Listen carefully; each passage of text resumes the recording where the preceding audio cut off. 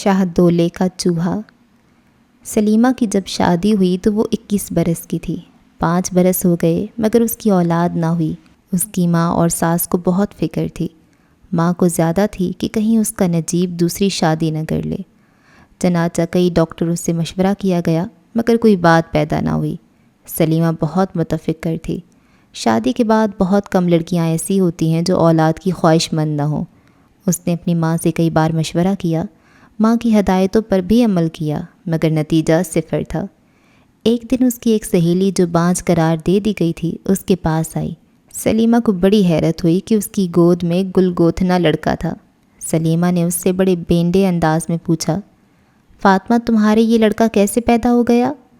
فاطمہ اس سے 5 سال بڑی تھی۔ اس نے مسکرا کر کہا، یہ شاہدولے صاحب کی برکت ہے۔ مجھ سے ایک عورت نے کہا کہ اگر تم اولاد چاہتی ہو تو گجرات جا کر شاہدولے صاحب کے مزار پہ منت مانو، کہو کہ حضور میرے جو بچہ پہلے ہوگا آپ کی خانقاہ پہ چڑھا دوں گی۔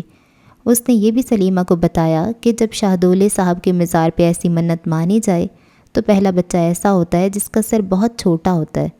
فاطمہ کی یہ بات سلیمہ کو پسند نہ آئی، اور جب اس نے مزید کہا کہ پہلا بچہ اس خانقاہ میں چھوڑ کر آنا پڑتا ہے تو اس کو اور بھی دکھ ہوا۔ اس نے سوچا کون ایسی ماں ہے جو اپنے بچے سے ہمیشہ کے لیے محروم ہو جائے؟ اس کا سر چھوٹا ہو، ناک چپٹی ہو، آنکھیں بھینگی ہوں، لیکن ماں اس کو گھورے میں نہیں پھینک سکتی، وہ کوئی ڈائی نہیں ہو سکتی ہے۔ لیکن اسے اولاد چاہیے تھی، اس لیے وہ اپنی عمر سے زیادہ سہیلی کی بات مان گئی۔ وہ گجرات کی رہنے والی تو تھی ہی، جہاں شاہدولے کا مزار تھا۔ اس نے اپنے خاوند سے کہا، فاطمہ مجبور کر رہی ہے، میرے ساتھ چلو، اس لیے آپ مجھے اجازت دے دیجئے۔ اس کے خاوند کو کیا اعتراض ہو سکتا تھا؟ اس نے کہا، جاؤ مگر جلدی لوٹ آنا۔ وہ فاطمہ کے ساتھ گجرات چلی گئی۔ شاہدولہ کا مزار جیسا کہ اس نے سمجھا تھا کوئی عہد عتیق کی عمارت نہیں تھی، اچھی خاصی جگہ تھی جو سلیمہ کو پسند آئی، مگر جب اس نے ایک حجرے میں شاہدولے کے چوہے دیکھے جن کی ناک سے رینٹ بہہ رہا تھا اور ان کا دماغ بالکل معاف تھا تو کانپ گئی۔ ایک جوان لڑکی تھی پورے شباب پر، مگر وہ ایسی حرکتیں کرتی تھی کہ سنجیدہ سے سنجیدہ آدمی کو بھی ہنسی آ سکتی تھی۔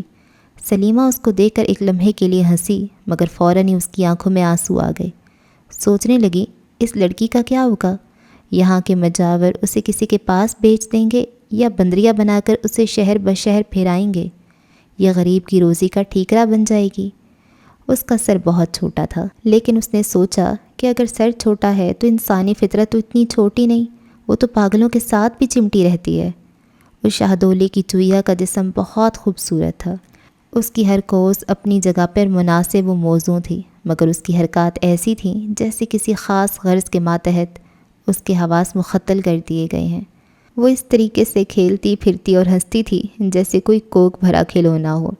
سلیمہ نے محسوس کیا کہ وہ اسی غرض کے لیے بنائی گئی ہے، لیکن ان تمام احساسات کے باوجود اس نے اپنی سہیلی فاطمہ کے کہنے پر شاہدولہ صاحب کے مزار پہ منت مانی کہ اگر اس کے بچہ ہوا تو وہ ان کی نظر کر دے گی۔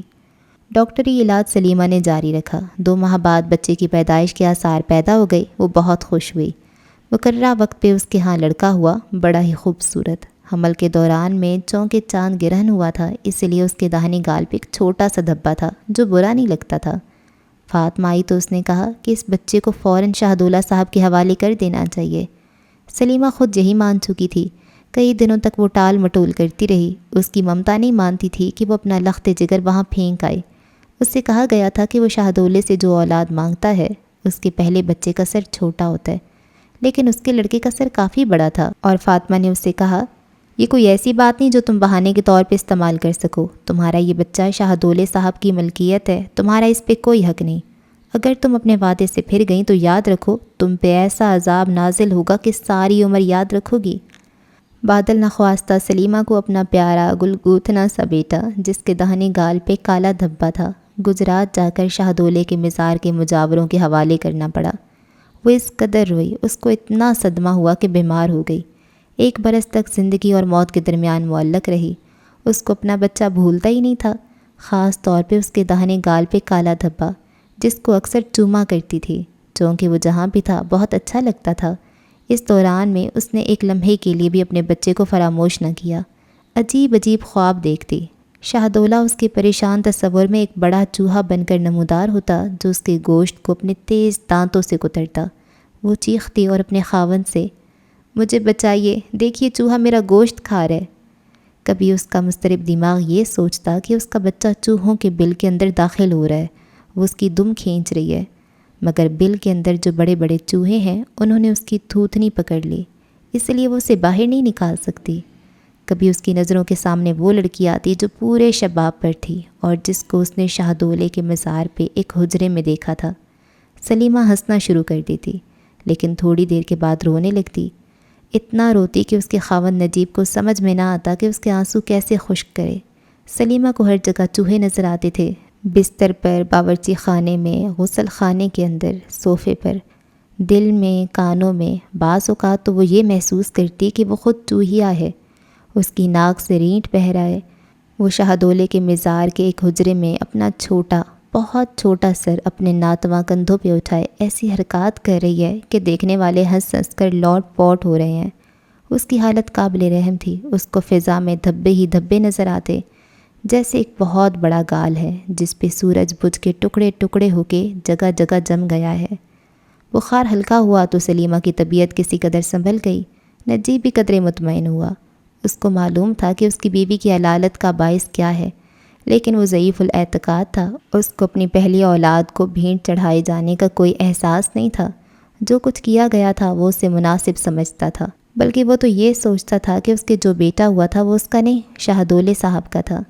جب سلیمہ کا بخار اتر گیا اور اس کے دل و دماغ کا طوفان ٹھنڈا پڑ گیا تو نجیب نے اس سے کہا، میری جان، اپنے بچے کو بھول جاؤ، وہ صدقے کا تھا۔ سلیمہ نے بڑے زخم خوردہ لہجے میں کہا، میں نہیں مانتی، ساری عمر اپنی ممتا پہ لانتے بھیجتی رہوں گی کہ میں نے اتنا بڑا گناہ کیوں کیا کہ اپنے لخت جگر اس کے مجاوروں کے حوالے کر دیا۔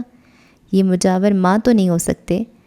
ایک دن وہ غائب ہو گئی، سیدھی گجرات پہنچی، 7-8 روز وہاں رہی، اپنے بچے کے متعلق پوچھ گچھ کی، مگر کوئی اتا پتہ نہ ملا۔ مایوس ہو کر واپس آ گئی، اپنے خاوند سے کہا، میں اب اسے یاد نہیں کروں گی۔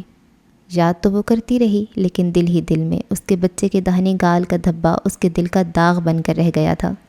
1 برس کے بعد اس کی لڑکی ہوئی، اس کی شکل اس کی پہلوٹھی کے بچے سے بہت ملتی جلتی تھی۔ اس کے داہنے گال پہ داغ نہیں تھا، اس کا نام اس نے مجیب رکھا کیونکہ اپنے بیٹے کا نام اس نے مجیب سوچا تھا۔ جب وہ 2 مہینے کی ہوئی تو اس نے اس کو گود میں اٹھایا اور سرما دانی میں تھوڑا سا سرما نکال کر اس کے داہنے گال پہ ایک بڑا سا تل بنا دیا اور مجیب کو یاد کر کے رونے لگی۔ اس کے آنسو بچی کی گالوں پہ گرے تو اس نے اپنے دوپٹے سے پونچھے اور ہنسنے لگی۔ وہ کوشش کرنا چاہتی تھی کہ اپنا صدمہ بھول جائے۔ اس کے بعد سلیمہ کے 2 لڑکے پیدا ہوئے۔ اس کا خاوند اب بہت خوش تھا۔ ایک بار سلیمہ کو کسی سہیلی کی شادی کے موقع پہ گجرات جانا پڑا تو اس نے ایک بار پھر مجیب کے متعلق پوچھ گچھ کی، مگر اسے ناکامی ہوئی۔ اس نے سوچا شاید مر گیا ہے، چنانچہ اس نے جمعرات کو فاتح خوانی بڑے اہتمام سے کروائی۔ اڑوس پڑوس کی سب عورتیں حیران تھیں کہ یہ کس کے مرگ کے سلسلے میں اتنا تکلف کیا گیا ہے۔ بعض نے سلیمہ سے پوچھا بھی، مگر اس نے کوئی جواب نہ دیا۔ شام کو اس نے اپنے 10 برس کی لڑکی مجیبہ کا ہاتھ پکڑا، اندر کمرے میں لے گئی، سرمے سے اس کے داہنے گال پہ بڑا سا دھبا بنایا اور اس کو دیر تک چومتی رہی۔ وہ مجیبہ کو ہی اپنا گم شدہ مجیب سمجھتی تھی۔ اب اس کے متعلق سوچنا چھوڑ دیا، اس لیے کہ اس کی فاتح خوانی کرانے کے بعد اس کے دل کا بوجھ ہلکا ہو گیا تھا۔ اس نے اپنے تصور میں ایک قبر بنا لی تھی جس پہ وہ تصور ہی میں پھول بھی چڑھایا کرتی۔ اس کے 3 بچے اسکول میں پڑھتے تھے، ان کو ہر صبح سلیمہ تیار کرتی، ان کے لیے ناشتہ بنواتی، ہر ایک کو بناتی سنوارتی۔ جب وہ چلے جاتے تو ایک لحظہ کے لیے اسے اپنے مجیب کا خیال آتا کہ وہ اس کی فاتح خوانی کرا چکی تھی، دل کا بوجھ ہلکا ہو گیا تھا۔ پھر بھی اس کو کبھی کبھی ایسا محسوس ہوتا کہ مجیب کے داہنے گال کا سیاہ دبا اس کے دماغ میں موجود ہے۔ ایک دن اس کے 3 بچے بھاگے بھاگے آئے اور کہنے لگے، امی ہم تماشا دیکھنا چاہتے ہیں۔ اس نے بڑی شفقت سے پوچھا، کیسا تماشا؟ اس لڑکی نے جو سب سے بڑی تھی کہا، امی جان ایک آدمی ہے وہ تماشا دکھاتا ہے۔ سلیمہ نے کہا، جاؤ اس کو بلا لاؤ، مگر گھر کے اندر نہ آئے، باہر تماشا کرے۔ بچے بھاگے بھی گئے اور اس آدمی کو بلا لائے اور تماشا دیکھتے رہے۔ جب یہ ختم ہو گیا تو مجیبہ اپنی ماں کے پاس گئی کہ پیسے دے دو۔ ماں نے اپنے پرس سے چونی نکالی اور باہر برآمدے میں گئی۔ دروازے کے پاس پہنچی تو شاہدولہ کا ایک چوہا کھڑا عجیب احمقانہ انداز میں اپنا سر ہلا رہا تھا۔ سلیمہ کو ہنسی آ گئی۔ 10-12 بچے اس کے گرد جمع تھے جو بے تحاشا ہنس رہے تھے۔ اتنا شور مچا تھا کہ کان پڑی آواز سنائی نہیں دیتی تھی۔ سلیمہ چونی ہاتھ میں لیے آگے بڑھی اور اس شاہدولے کے اس چوہے کو دینا چاہی تو اس کا ہاتھ ایک دم پیچھے ہٹ گیا، جیسے بجلی کا کرنٹ چھو گیا۔ اس چوہے کے داہنے گال پہ سیاہ داغ تھا۔ سلیمہ نے غور سے اس کی طرف دیکھا۔ اس کی ناک سے رینٹ بہہ رہا تھا۔ مجیبہ نے جو اس کے پاس کھڑی تھی اپنی ماں سے کہا، یہ چوہا، امی جان اس کی شکل مجھ سے کیوں ملتی ہے؟ میں بھی کیا چوہیا ہوں؟ سلیمہ نے اس شاہدولے کے چوہے کا ہاتھ پکڑا اور اندر لے گئی۔ دروازہ بند کر کے اس کو چوما، اس کی بلائیں لیں۔ وہ اس کا مجیب تھا، لیکن وہ ایسی احمقانہ حرکتیں کرتا تھا کہ سلیمہ کے غم و اندوہ میں ڈوبے ہوئے دل میں بھی ہنسی کے آثار نمودار ہو جاتے۔ اس نے مجیب سے کہا، بیٹے میں تیری ماں ہوں۔ شاہدولے کا چوہا بڑے بہنگم طور پہ ہنسا۔ اپنی ناک کی رینٹ آستین سے پونچھ کر اس نے اپنی ماں کے سامنے ہاتھ پھیلایا۔ 1 پیسہ؟ ماں نے اپنا پرس کھولا، مگر اس کی آنکھیں اپنی ساری نہریں اس سے پہلے ہی کھول چکی تھیں۔ اس نے 100 روپے کا نوٹ نکالا اور باہر جا کر اس آدمی کو دیا جو اس کو تماشا بنائے ہوئے تھا۔ اس نے انکار کر دیا کہ اتنی کم قیمت پہ اپنی روزی کے ذریعے کو نہیں بیچ سکتا۔ سلیمہ نے اسے بالآخر 500 روپوں پہ راضی کر لیا۔ یہ رقم ادا کر کے جب وہ اندر آئی تو مجیب غائب تھا۔ مجیبہ نے اس کو بتایا کہ وہ پچھواڑے سے باہر نکل گیا ہے۔ سلیمہ کی کوکھ پکارتی رہی کہ مجیب واپس آ جاؤ، مگر وہ ایسا گیا کہ پھر نہ آیا۔